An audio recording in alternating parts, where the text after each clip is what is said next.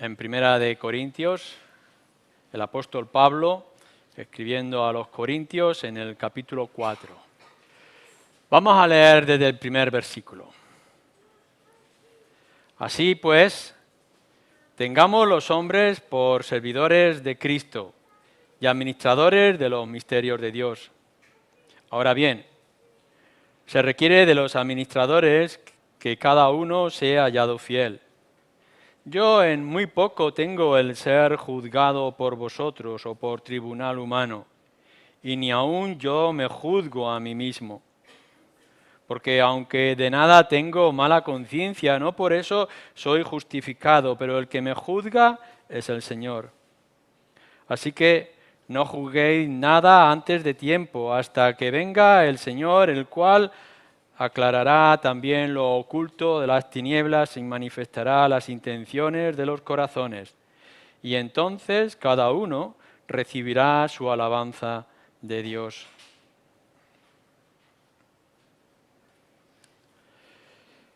Vamos a entrar en una de las partes de la palabra de Dios más serias, cuando lleguemos al capítulo 5, pero en esta parte ya Pablo está estableciendo su autoridad y cómo de alguna manera se había estado minando la autoridad de Pablo. Entonces, en estos 5 versículos se nos va a hablar de algo que es delicado para mí el tratarlo. Y supongo que debería de ser así a todo aquel que está en mi posición como en esta mañana. Porque está tratando directamente de la responsabilidad y del liderazgo, aun cuando no se va a referir a ellos, a nosotros, sino a vosotros como congregación. Así que quizá en primer lugar tendrían que ser aquellos que han sido llamados al ministerio, al servicio del Señor, que aquí se nos trata, que deberían de considerarse estas palabras, pero a la final sois todos aquellos que tengáis un llamamiento de parte del Señor o que estéis sentados en esa congregación a la hora de juzgar o de analizar, que es el texto que entraremos. Así que, nos dice así, pues téngannos los hombres por servidores de Cristo y administradores de los misterios de Dios. Lo que Pablo va a tratar, después de haber hablado, por supuesto, en los capítulos anteriores acerca de la edificación y la responsabilidad de cada uno de edificar y sobre edificar y no creerse sabios, sino que todo es la obra del Señor, va a entrar en lo que es el oficio. Oficio dentro de lo que es la iglesia, o lo que solemos llamar este llamamiento o el ministerio.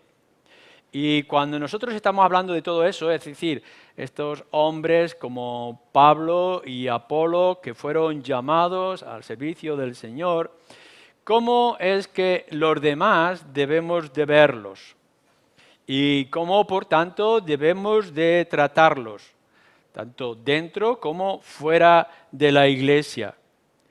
Y entendemos que no se va a referir únicamente a los apóstoles o no se va a referir a Pablo únicamente, sino que también hace referencia a Apolo y hace referencia a todos aquellos que tengan ese llamamiento de parte de Dios.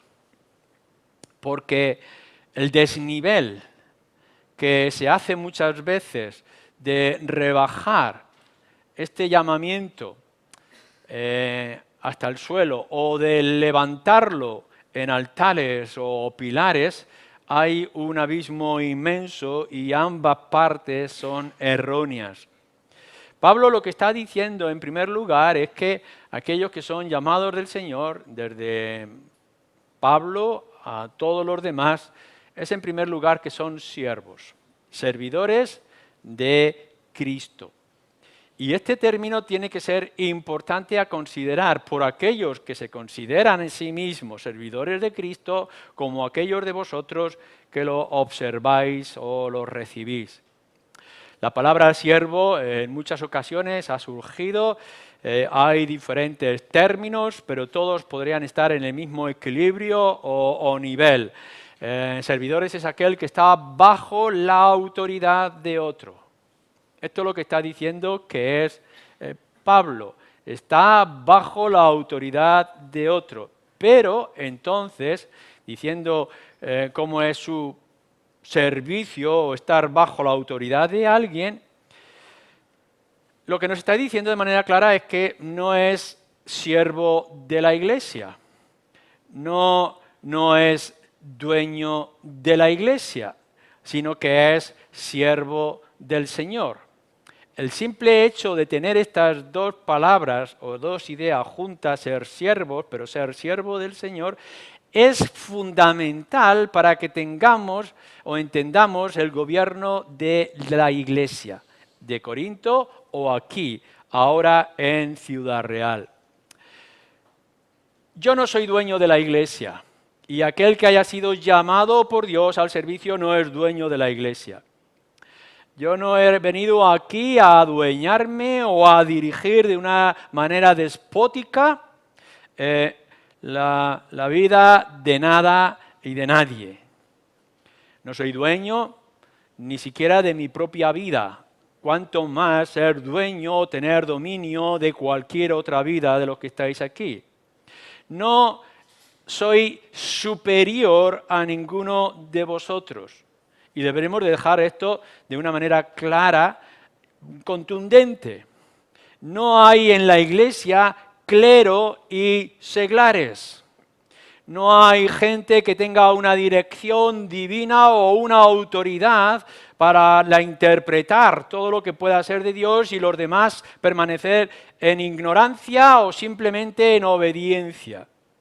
Ninguno de vosotros es llamado a servir al Señor con una mente cerrada o con unos ojos ciegos. Por tanto, todos y cada uno podemos tener esa relación con el Señor. Nosotros no tenemos dominio, yo no tengo dominio de alma alguna. Y esto es importante que lo tengamos en cuenta. No soy Señor, soy siervo. Pero tampoco soy siervo de nadie. ¿Qué quiere decir? Que yo no soy el siervo de la iglesia, no soy criado de la iglesia.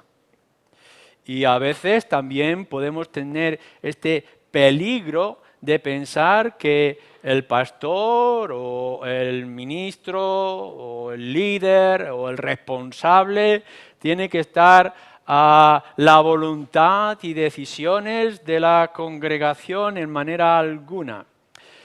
Yo no fui llamado por la iglesia, no sirvo a la iglesia.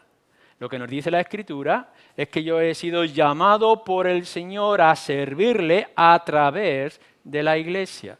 Y este orden es importante para todos nosotros.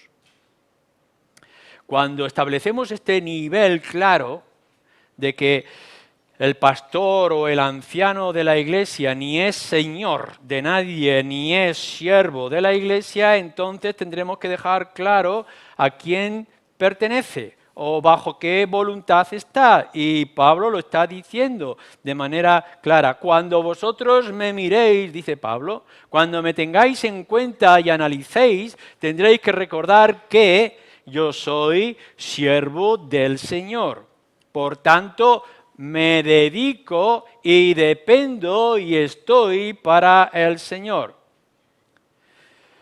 Creo que aquí nos está dando un elemento importante a los que estamos en este lugar o los que en el futuro podamos estar en una posición parecida. El pastor o el anciano o diáconos o líderes o aquellos que tengan una responsabilidad dentro de la iglesia tienen que recordar siempre a quién sirven y por tanto a quién representan, en primer lugar. Si queremos que sea una iglesia bíblica y queremos que sea una iglesia adecuada como luz y un mensaje claro a la generación que nos rodea, tendremos que tener esta precisión a la hora de definir los términos.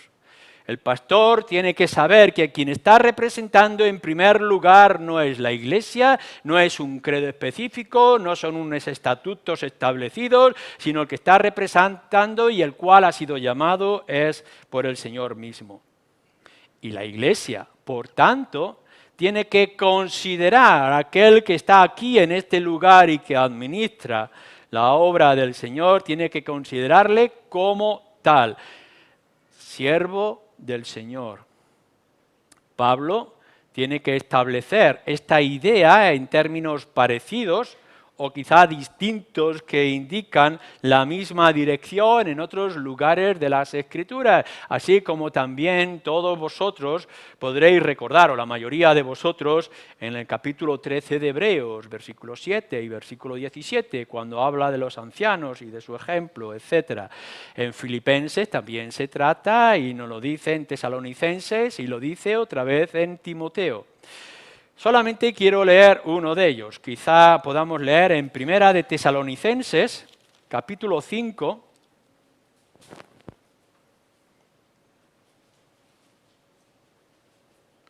versículo 12. Fijaros bien lo que Pablo está escribiendo a la iglesia de Tesalónica, que sí era una iglesia con una línea más imitable para nosotros o más ideal, pero le dice a la iglesia tesalonicenses, su primera carta, capítulo 5, versículo 12, os rogamos, hermanos, que reconozcáis a los que trabajan entre vosotros y os presiden en el Señor y os amonestan, y que los tengáis en mucha estima y amor por causa de su obra.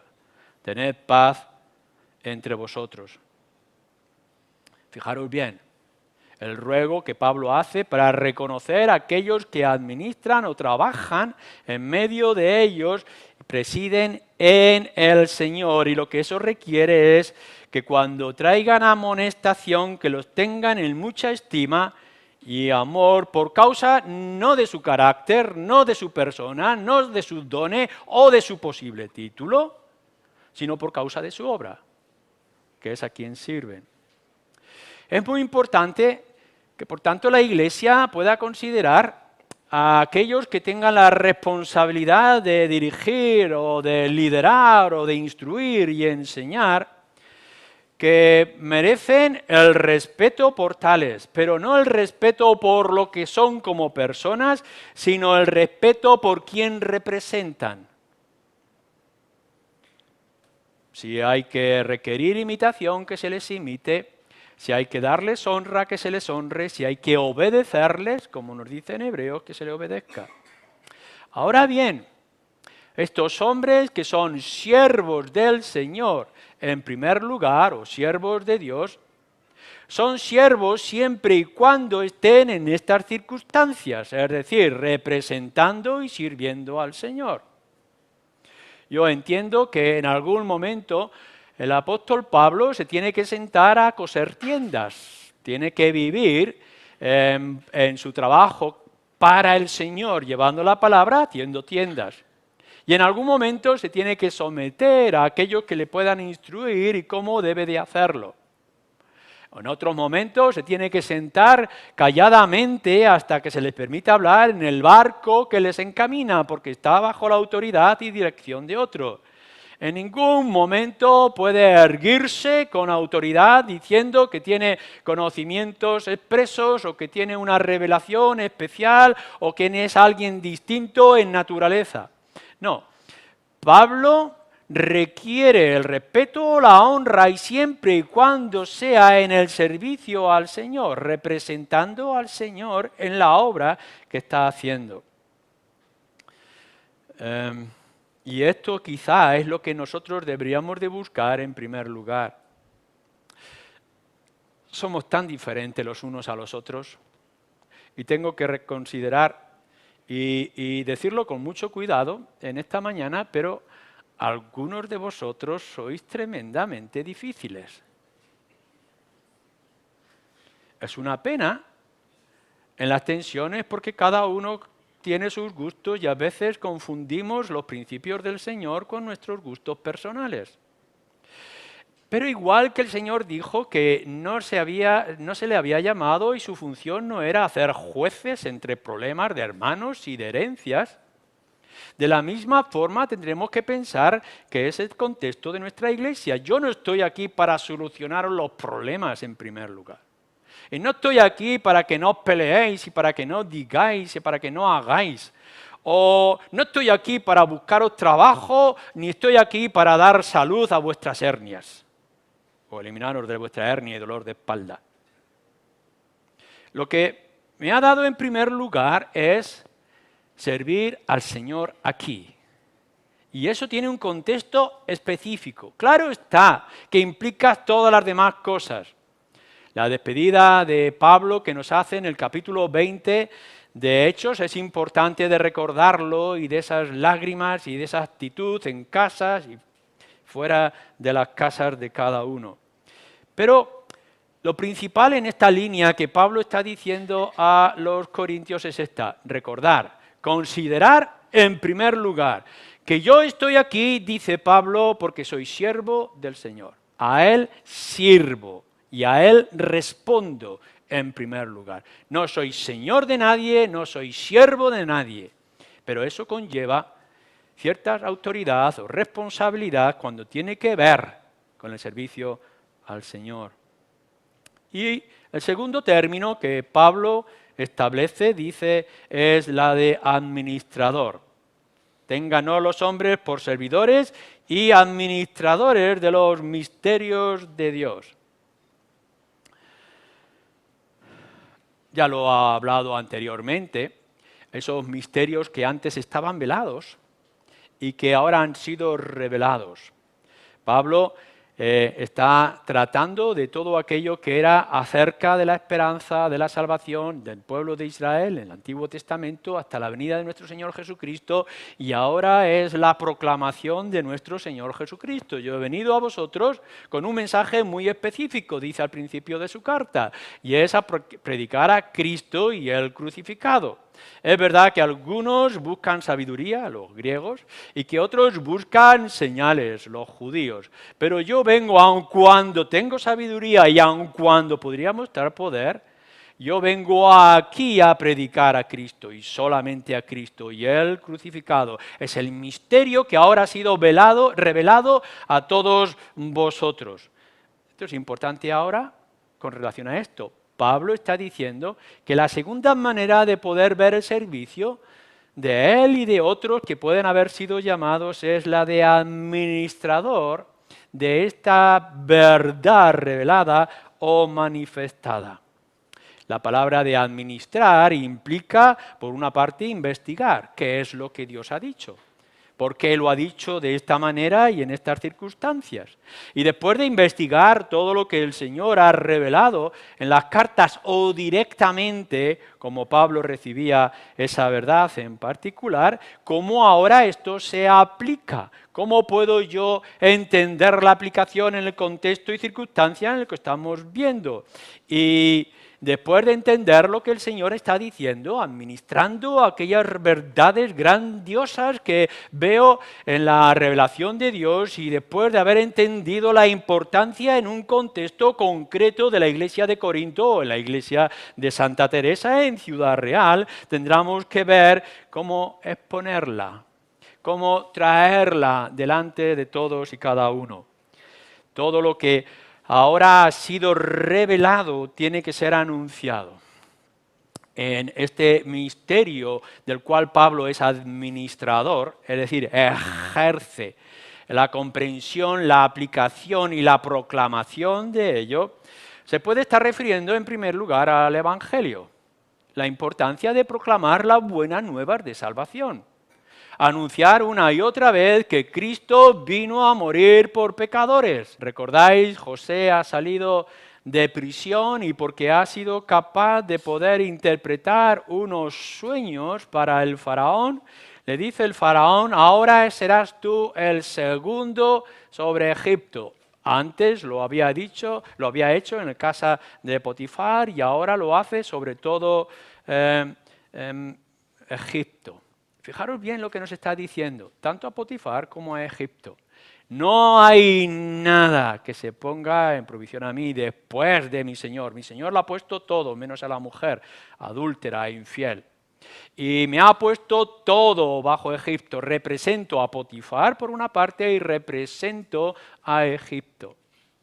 Y todo lo que es la administración de la casa de aquel hombre o de todo el imperio o nación de Egipto. Esto es lo que es un administrador. Y esto es lo que es Pablo como administrador.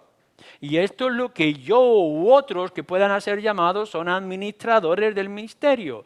¿Qué palabra del Evangelio, qué palabra de las Escrituras es apropiada en cualquier asunto, ya sea para el conjunto de la Iglesia o ya sea para cada uno de vosotros? En algún asunto o problema que pueda surgir de la Iglesia o a nivel personal, yo no estoy aquí invitado en ninguna manera a dar mi parecer. Me lo podréis preguntar como amigo, lo podréis esperar como una persona ya mayor, pero yo no estoy aquí llamado a dar mi opinión o a traer mis sugerencias o a ejercer mi experiencia. Yo estoy aquí llamado para administrar la palabra de Dios. Por tanto, debéis esperar de mí o de otro que esté en este lugar qué es lo que la palabra de Dios dice para mi asunto. Y cuando vosotros escuchéis de parte de mí o de otro qué es lo que la palabra de Dios dice y no lo hacéis, recordad que no estáis desobedeciendo a Luis, sino a aquel que representa en su administración, que es a Dios mismo.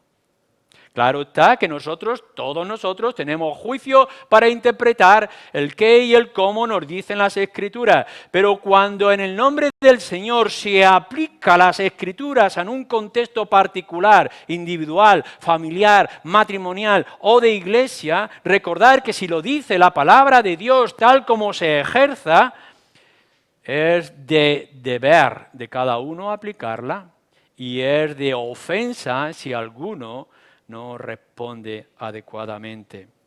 Así que lo que nos está diciendo acerca de ese liderazgo de Pablo y de Apolos y de los demás es, somos servidores de Cristo y administramos la palabra de Dios, la revelación de Dios.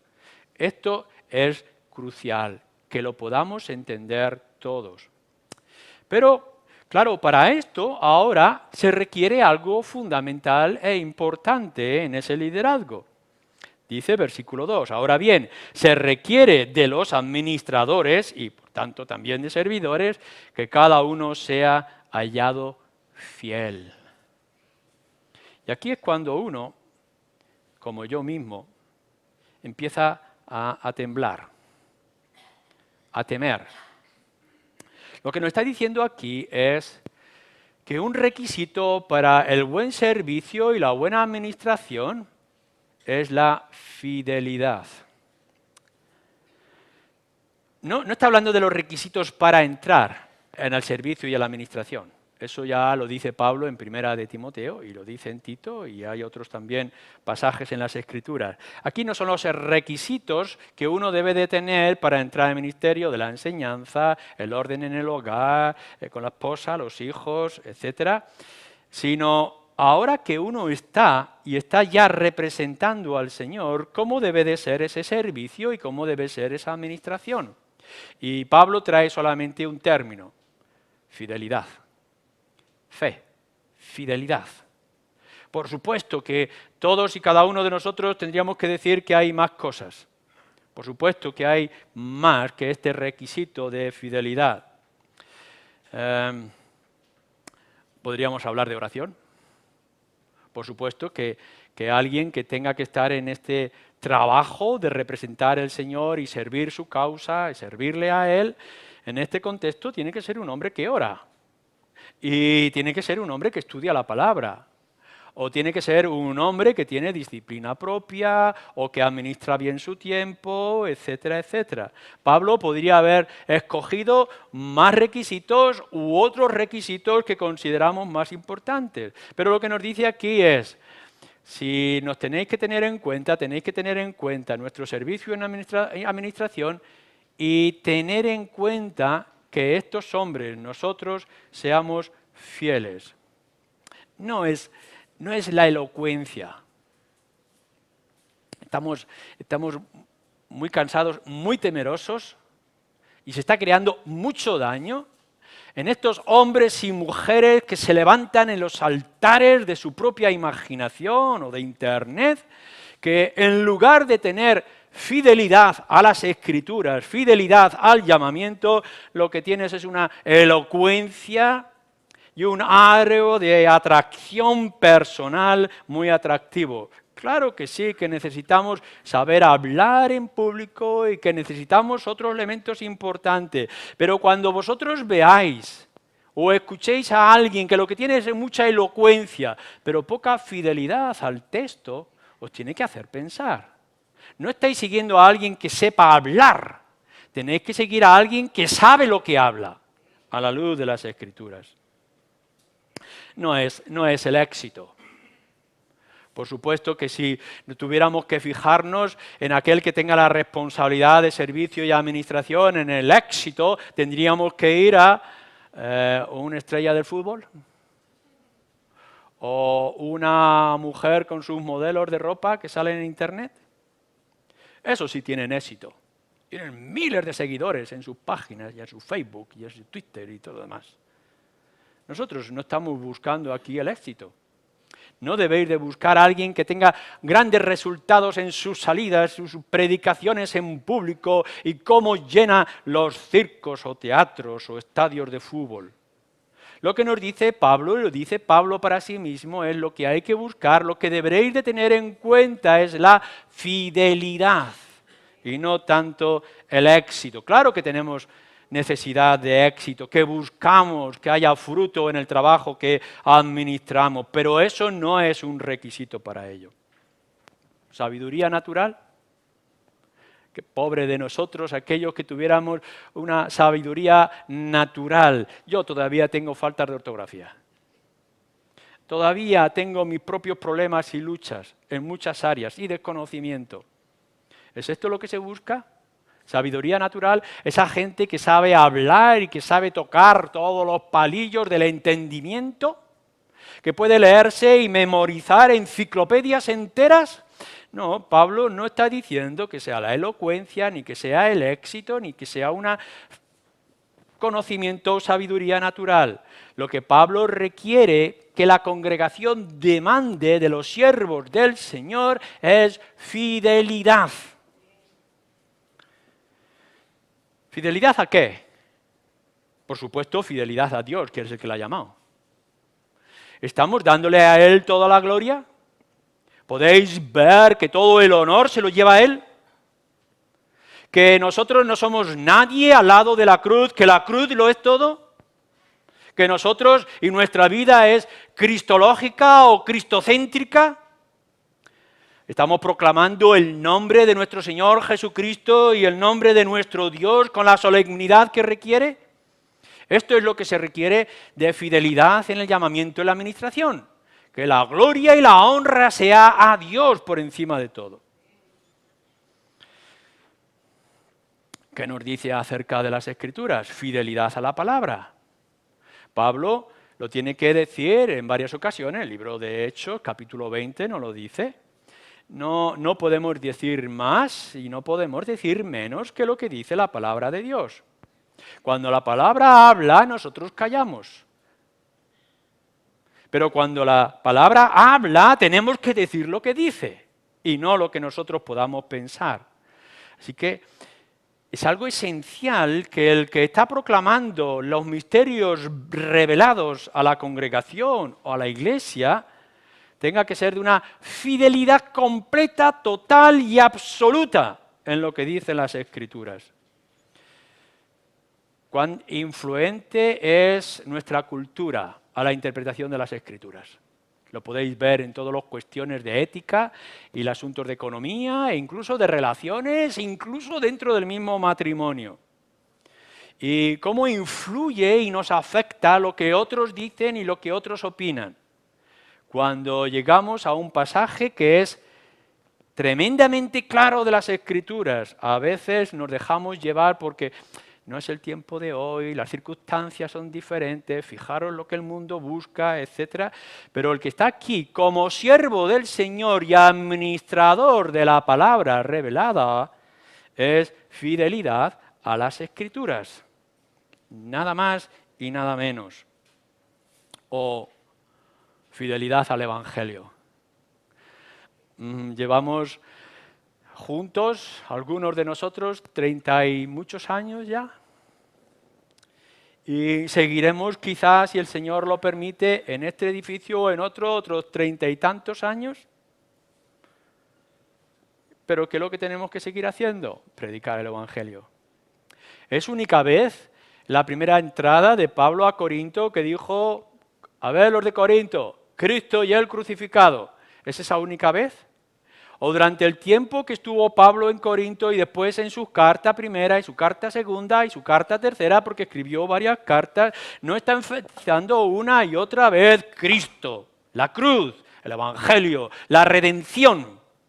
Por tanto, tendremos que ser fieles a este mensaje crucial para la sociedad en la que vivimos y para todos vosotros. Cuando se predica aquí en la mañana o se predica en la tarde que el Señor Jesucristo murió por su pueblo en la cruz para redimirlo de sus pecados, no lo estamos diciendo para el mundo únicamente que está afuera, sino que lo estamos diciendo para nosotros. Porque cuanto más entendamos el Evangelio y más entendamos el poder de la cruz, no solamente nos va a cambiar y transformar nuestras propias vidas, sino que nos va a dar un mensaje claro y contundente a la sociedad que está a nuestro alrededor. Por tanto, tenemos que ser fieles al Evangelio, a lo que hemos recibido, a la palabra de nuestro Dios, pero específicamente que Cristo vino al mundo a salvar a pecadores.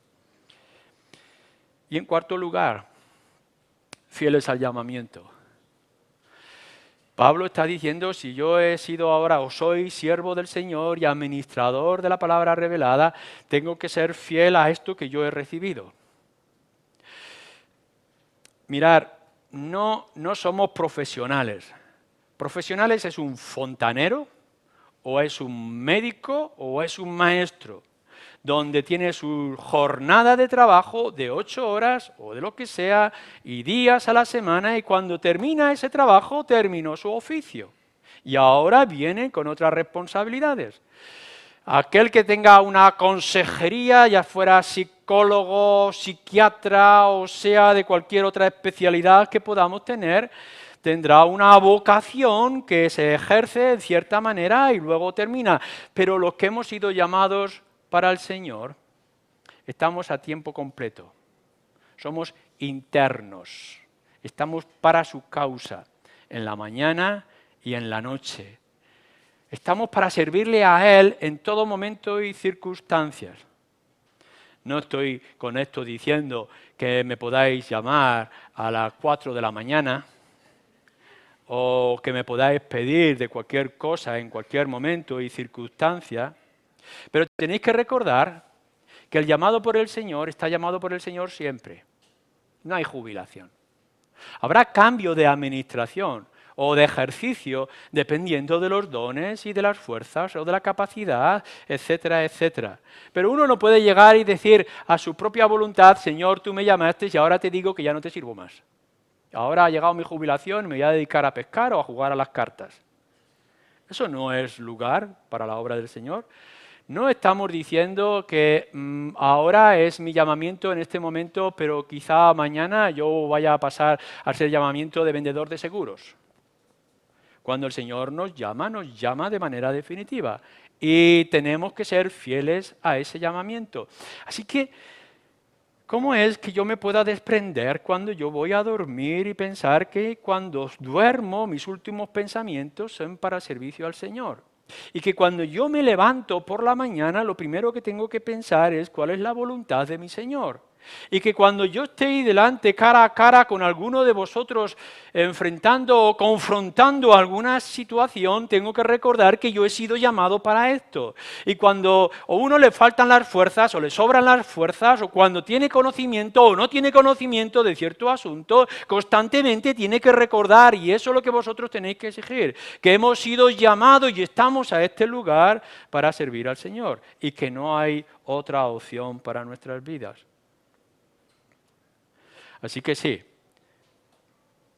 siervos del Señor, administradores de los misterios, fieles en esto que hemos recibido y la manera en que lo hemos recibido. Pero fijaros luego después lo que nos dice en el versículo 3, 4 y 5. El juicio que se debe de hacer o se puede hacer en el servicio y la administración de estos hombres. El texto del versículo 3 en adelante no dice que no se pueda o se deba analizar el trabajo de cada uno, examinar lo que uno está haciendo en su trabajo, en su manera de hacerlo. Hay mucho hipócrita y tenemos que descubrir a los hipócritas y a los falsos profetas que hay por ahí. No todo aquel que venga diciendo Señor, Señor, o que repita un versículo hasta la saciedad y llenando nuestros oídos de azúcar, están siendo llamados por el Señor.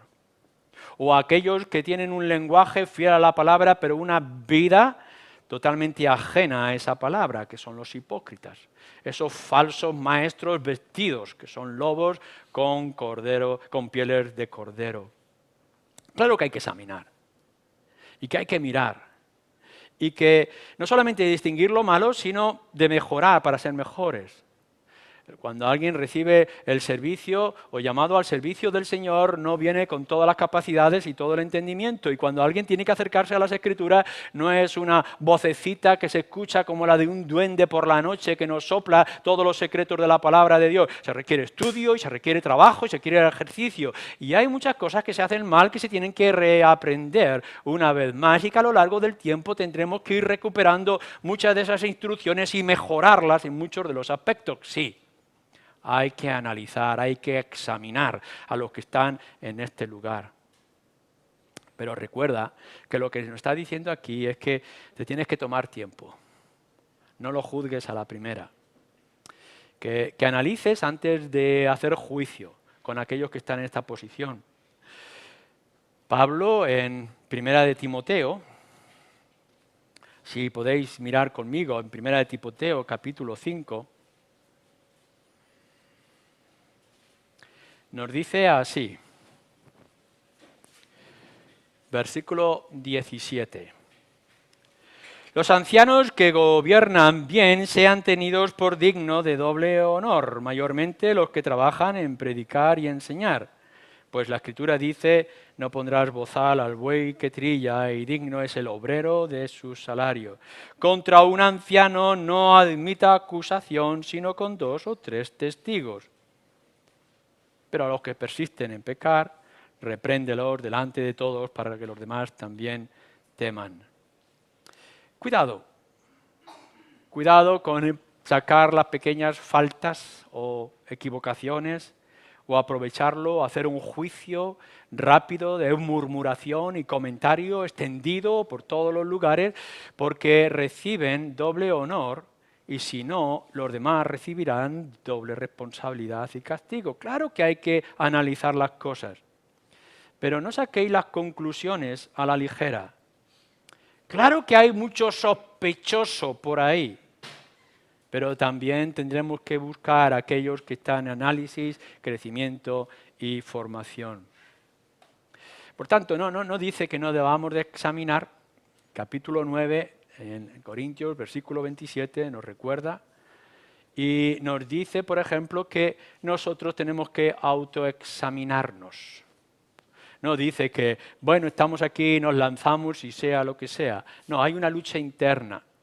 En aquellos que han recibido el llamamiento del Señor, para esto hay una lucha interna de, ¿estamos haciendo las cosas bien? ¿Es esto lo adecuado? ¿Es la mejor forma? ¿Tenemos la bendición del Señor? ¿Está la ayuda del Señor?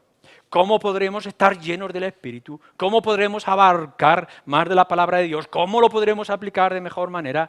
Constantemente tiene que haber un análisis propio, no solamente en mí, sino también en todos y cada uno de vosotros. Pero lo que Pablo está diciendo aquí no es que él dependa del juicio o examen de los demás, ni siquiera de su propio examen, aun cuando esté limpio en toda su conciencia. No depende de ellos. Aun cuando incluso no hubiera ningún error, ninguna falta en él, dice Pablo. Limpio estoy de conciencia, no me podéis acusar de nada, dice Pablo. Yo no puedo decir esto. Pablo sí, yo no. Limpio estoy, no me podréis acusar de nada. Pero lo que está diciendo Pablo es, el que va a juzgarme, al fin y al cabo, versículo 4, es el Señor. El que me juzga es el Señor. Lo pone en imagen en algunas de las parábolas que el Señor en los Evangelios comenta y lo podremos aplicar en nuestro propio contexto y circunstancia. Uno está administrando y sirviendo en la responsabilidad de alguien como un embajador o como un secretario o como un vicepresidente o lo que podamos imaginar y llegará el momento en que tendrá que juzgarle el jefe o el dueño o el señor de la casa o de la causa. Esto es lo que nos va a ocurrir a nosotros y esto es lo más serio. Esto es lo más solemne. Esto es lo que debemos de recordar.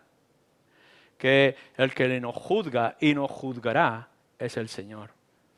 ¿Cómo estamos haciendo las cosas? ¿Cómo las estamos administrando? A veces hay cosas que no son entendibles, otras veces que son errores y otras veces que son pecado. Pero el Señor juzgará a todas y cada una de las cosas. La obra de cada uno, nos decía en el capítulo anterior, la obra de cada uno, versículo 3:19, será juzgada o analizada. No sé cómo va a ser tu vida. Ahora puedes estar viviendo a la espalda del Señor. Nadie sabe lo que hay en tu corazón, nadie sabe lo que hay en tu mente, nadie sabe lo que haces en la intimidad de tu casa, nadie sabe lo que tú miras en internet, nadie sabe todo ese tipo de cosas. Tú puedes seguir con tu vida pensando que todo está bien, pero un día te juzgará el Señor en cómo ha administrado tu tiempo y tus dones y tus responsabilidades de padre, marido, esposa, hijo, vecino, miembro de la iglesia. ¿Pero qué va a ser de nosotros? De aquellos que hemos recibido una administración tan importante y tan extraordinaria, de aplicar la palabra de Dios y de representar a nuestro Dios en el servicio de su causa, en la extensión de su reino. ¿Qué será de nosotros? En este día presente, porque el Señor nos puede juzgar ahora de multitud de formas, pero también, como nos dice en el versículo 5, en el último día. Cuando estemos delante de su presencia y los libros sean abiertos y todo sea descubierto, terrible de mí, cuando se descubran todo lo que hay en mi mente y todo lo que hay en mi corazón y todas las palabras que dije y las que no dije pero que estaban ahí. Incluso las intenciones del corazón. No son los resultados, sino la intención de ellos.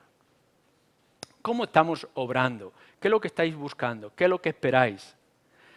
Mirad, ni yo soy perfecto, ni nadie va a venir después de mí que sea perfecto, ni siquiera un grupo de grandes hombres santos que un día, por gracia del Señor, podáis encontrar para liderar la iglesia, vais a estar libres de todos los problemas y de todas las dificultades. Ya sea una o sean muchos los que vayan a venir, tendréis que considerarlos como siervos del Señor y de su responsabilidad. No miréis los resultados. No miréis el fruto, no miréis la multitud, no miréis la cantidad de gente que viene y la cantidad de actividad o activismo que se promueve.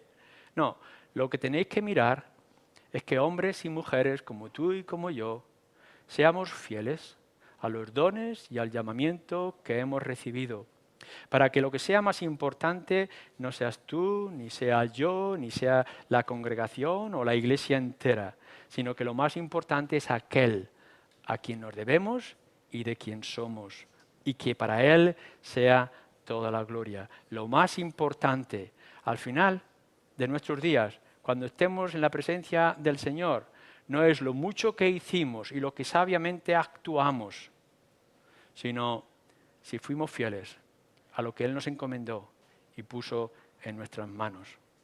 Esto es algo muy serio, que yo me debo de exigir, que vosotros debéis de exigir, pero que todos de nosotros sepamos controlar. Amén.